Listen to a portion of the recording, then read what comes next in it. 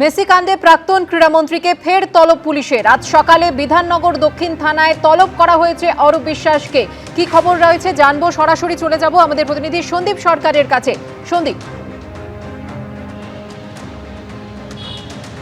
দেখো, আগে 3 বার হাজিরা এড়িয়েছিলেন তিনি এবং 3 বার হাজিরা এড়ানোর পর গত বৃহস্পতিবার তাকে আমরা আসতে দেখি বিধাননগর দক্ষিণ থানায়, যেখানে প্রায় 3 ঘন্টা তাকে জিজ্ঞাসাবাদের মুখোমুখি হতে হয়েছিল। কিন্তু সেই জিজ্ঞাসাবাদে পুলিশ সন্তুষ্ট নয়।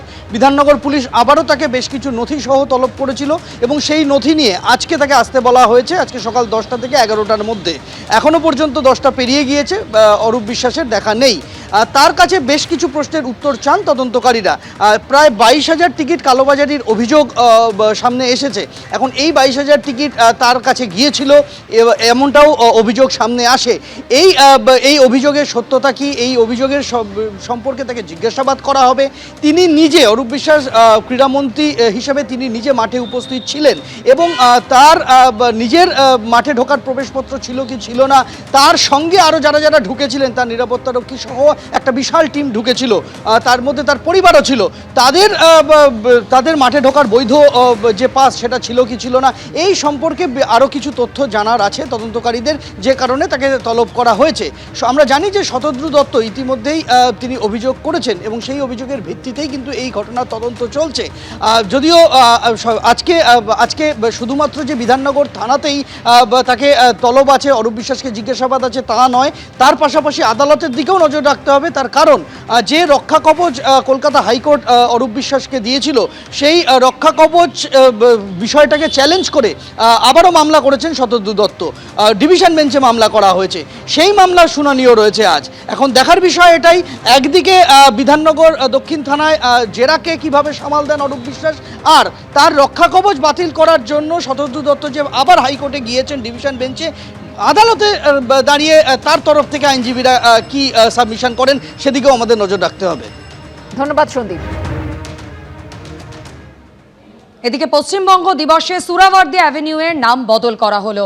পার্ক সার্কাস এলাকার সুরাবর্দী অ্যাভিনিউয়ের নাম বদল করা হয়েছে। সুরাবর্দী অ্যাভিনিউয়ের নাম বদল করে করা হয়েছে গোপাল মুখার্জি রোড। পার্ক সার্কাসের এই রাস্তার নামই হচ্ছে সোহরাওয়ার্দী অ্যাভিনিউ।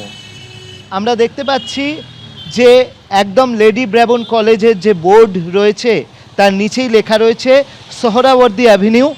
এই রাস্তার নামই কলকাতা পুরসভা পরিবর্তন করেছে এবং এই রাস্তার নাম দেওয়া হয়েছে গোপাল মুখার্জি রোড। গোপাল মুখার্জি রোড এই রাস্তার নাম দেওয়া হয়েছে। আমরা জানি যে গোপাল মুখোপাধ্যায়, সেই গোপাল মুখোপাধ্যায় তিনি কিন্তু একজন স্মরণীয় ব্যক্তি এবং সেই গোপাল মুখোপাধ্যায়ের নামেই কিন্তু এই রাস্তার নামকরণ করা হয়েছে গোপাল মুখার্জি রোড এবং এটা ঘোষণা করা হয়েছে পশ্চিমবঙ্গ দিবসের দিনই। ক্যামেরায় তরুণ বিশ্বাসের সঙ্গে অর্ণব মুখোপাধ্যায়, এবিপি আনন্দ, কলকাতা। আর এ নিয়ে মুখ্যমন্ত্রী শুভেন্দু অধিকারী সমাজ মাধ্যমে লিখেছেন, গতকাল পশ্চিমবঙ্গ দিবসে কলকাতা পুরসভা যে ঐতিহাসিক সিদ্ধান্ত গ্রহণ করেছে আমি তার প্রশংসা করি। এই সিদ্ধান্ত একটি ঐতিহাসিক ভুল সংশোধনে গুরুত্বপূর্ণ ভূমিকা পালন করবে। সোহরাওয়ার্দী অ্যাভিনিউয়ের নাম এখন থেকে গোপাল মুখার্জি রোড হবে। সুরাবর্দী অ্যাভিনিউয়ের নাম বদলে করা হয়েছে গোপাল মুখার্জি রোড। আর এই নাম বদল নিয়ে সোশ্যাল মিডিয়ায় পোস্ট করেছেন বেলেঘাটা তৃণমূল বিধায়ক কুণাল ঘোষ। পোস্টে তিনি লিখেছেন, আমার মনে হয় কেএমসি একটা বড় ভুল করেছে। সংশ্লিষ্ট রাস্তাটির নামকরণ করা হয়েছিল বিশিষ্ট চিকিৎসক, শিক্ষাবিদ এবং কলকাতা বিশ্ববিদ্যালয়ের প্রাক্তন উপাচার্য ডক্টর স্যার হাসান সুরাবর্দীর স্মরণে। তিনি পূর্ব রেলের চিফ মেডিকেল অফিসার ছিলেন। তিনি রাজনীতিতেও যোগ দেন, বেঙ্গল লেজিসলেটিভ কাউন্সিলের সদস্য হন। আর অন্যদিকে হুসেন শাহিদ সুরাবর্দী, যিনি সেই সময় প্রশাসনিক প্রধান ছিলেন এবং ক্যালকাটা কিলিংয়ের সঙ্গে জড়িত ছিলেন, তিনি ডক্টর হাসান সুরাবর্দীর সম্পর্কে ভাইপো এবং তারা দুজনে এক ব্যক্তি নন।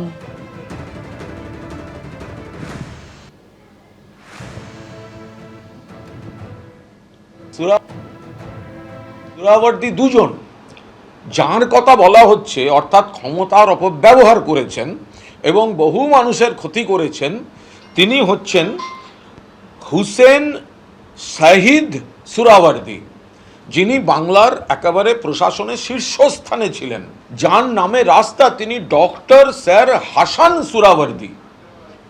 সম্পর্কে বিতর্কিত সুরাবর্দির কাকা, ইনি এফআরসিএস ডাক্তার, ইনি বিশিষ্ট শিক্ষাবিদ, বিশিষ্ট চিকিৎসক, পূর্ব রেলের চিফ হেলথ অফিসার ছিলেন, তিনি শিক্ষাবিদ, কলকাতা বিশ্ববিদ্যালয়ের উপাচার্য ছিলেন। আর তার ভাইপো হচ্ছেন বিতর্কিত বা কুখ্যাত হুসেন সুরাবর্দি, যিনি নানা অপকর্মের সঙ্গে তার নাম আছে। এখন কলকাতা পুরসভা ভাইপোকে শাস্তি দিতে গিয়ে কাকাকে শাস্তি দিয়ে ফেলেছে। এ প্রসঙ্গে অধ্যাপক বিমল শঙ্কর নন্দর বক্তব্য শুনুন। ওই রাস্তাটার নাম দেওয়া হয়েছিল সুরাবর্দি এভিনিউ। আর বাঙালির মননে সুরাবর্দি কে? তাকে বলা হতো কলকাতার কসাই। হাসান সুরাবর্দি এভিনিউ এটা কেউ কোনো কালে বলেনি, বলেছে সুরাবর্দি এভিনিউ। গোপাল মুখার্জি, যে মানুষটা সেই সময় বাঙালি হিন্দু রক্ষাকর্তা হিসেবে নিজেকে প্রতিষ্ঠিত করতে পেরেছিল, দাঁড়িয়েছিল একদম বুক চিতিয়ে, শোনা যায় সেই সময় বিধানচন্দ্র রায়ের মতো মানুষরাও তাকে বলেছিলেন যে ওরে হিন্দুদের বাঁচানোর জন্য কিছু একটা কর। সেই মানুষটাকে আমরা কোন সম্মানটা দিয়েছি? ফলে গোপালচন্দ্র মুখোপাধ্যায়ের নামে রাস্তার নামকরণ নিয়ে আমার কোনো আপত্তি নেই, বরং আমি মনে করি ঠিক কাজ হয়েছে। সুরাবর্দি নামে যে বিভ্রান্তি ঘটছে এখন, তার একটাই কারণ, সেটা হচ্ছে বাংলার মানুষের মননে সুরাবর্দির নামটাই না আতঙ্ক সৃষ্টিকারী। তাই কোন হাসান সুরাবর্দিকে হোসেন সুরাবর্দি সেইটা বোধহয় মানুষের কাছে খুব গুরুত্বপূর্ণ নয়। মানুষের কাছে সুরাবর্দি নামটাই বোধহয় আতঙ্কের। আর ফ্যাক্ট চেক তো আবার আমি বললাম, ফ্যাক্ট চেক তো ইতিহাসে করা যেতেই পারে, বারণ তো কেউ করছে না। এবার সরকারি চাকরি দেওয়ার নামে প্রতারণার অভিযোগ উঠল অভিষেক বন্দ্যোপাধ্যায়ের আপ্তসহায়ক সুমিত রায়ের বিরুদ্ধে। ডেবরা থানায় অভিযোগ জানালেন যুবক। নাম জড়ালো তৃণমূলের প্রাক্তন বিধায়ক সুজয় হাজরারও। প্রথমে শালবনী থানায় জমি জালিয়াতির মামলা, তারপর মাটি চুরির অভিযোগে দক্ষিণ 24 পরগনার কালীতলা আশুতি থানায় অভিযোগ। জারি হয়েছে লুকআউট সার্কুলার। আর এবার সরকারি চাকরির নামে প্রতারণার অভিযোগে অভিষেক বন্দ্যোপাধ্যায়ের আপ্তসহায়কের নামে হলো এফআইআর। অভিযোগ দায়ের করলেন পশ্চিম মেদিনীপুরের ডেবরার বাসিন্দা এক যুবক। সূত্রের দাবি, 2023 সালে মেদিনীপুরের প্রাক্তন তৃণমূল বিধায়ক সুজয় হাজরার সঙ্গে অভিযোগকারীর পরিচয় হয়। সেই সময় সরকারি চাকরির জন্য খোঁজখবর নিচ্ছিলেন তিনি। সুজয় হাজরা তাকে যোগাযোগ করিয়ে দেন হাওড়ার নলপুরের বাসিন্দা আশিক গাজীর সঙ্গে। সেই আশিক গাজী ডেবরার যুবকের কাছ থেকে লক্ষাধিক টাকা নেন। বলা হয় এই টাকা দিতে হবে অভিষেক বন্দ্যোপাধ্যায়ের আপ্তসহায়ক সুমিত রায়কে। এমনকি জমা নেওয়া হয় নথিপত্র, মেডিকেল পরীক্ষাও হয়ে যায়। কিন্তু এরপরেও চাকরি না পাওয়ায় সন্দেহ হয় যুবকের। রাজ্যে পালাবদলের পর অবশেষে ডেবরা থানায় অভিযোগ দায়ের করেন যুবক। 2023-এ সুজয় কাকু কিছু কাজের কথা বলে আমাদেরকে। আমরা ওখানে সিবি জমা করেছিলাম, খেপে খেপে আমরা টাকা দিয়েছিলাম, অনেকটা টাকাই। ডাইরেক্ট সুমিতদার নাম করেই টাকাটা নেওয়া হয়েছিল যে ব্যক্তি ছিল। টাকা দেওয়ার পর আমরা জাল যে অ্যাপয়েন্টমেন্টগুলো পেয়েছিলাম সেগুলো জাল ছিল। আমরা ডিপার্টমেন্টে যে চেক করেছিল, পাওয়ারফুল কিছু করাও যায়নি, কিছু বলতেও পারিনি, প্রবলেম ছিল। আমি বলেছি যে আমি তৃণমূল কংগ্রেসের মুখপাত্র, আমি সুমিত রায়ের মুখপাত্র নই। ফলে সুমিত রায়ের সঙ্গে পুলিশ কি করছে এইসব বিষয় আমি একটি প্রশ্নেরও আমি উত্তর দেব না, কারণ সুমিত রায় নিয়ে কথা বলতে গেলে কেউ কেউ আবার রেগে যায়। প্রতারণা, জালিয়াতি ও বিশ্বাস ভঙ্গের অভিযোগে সুমিত রায়, সুজয় হাজরা ও আশিক গাজীর নামে এফআইআর রুজু করেছে পুলিশ। অভিষেক ব্যানার্জির নেতৃত্বে লালচুল কানেদুলের গ্যাং।